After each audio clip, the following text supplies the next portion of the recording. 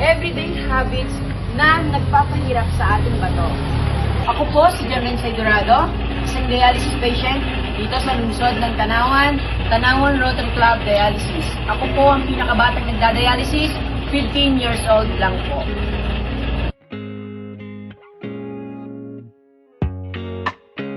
Madalas umiinom ng painkillers kahit minor lang ang sakit. Laging dehydrated. Mahilig sa maalat at sa processed food. Soft drinks at energy drinks araw-araw. Laging puyat o stress.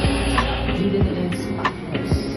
Self-medicating with antibiotic or supplement. Alcohol, medicine, comfort. Ingatan ng katawan, kahalagahan ng sarili para makaiwas sa karamdaman.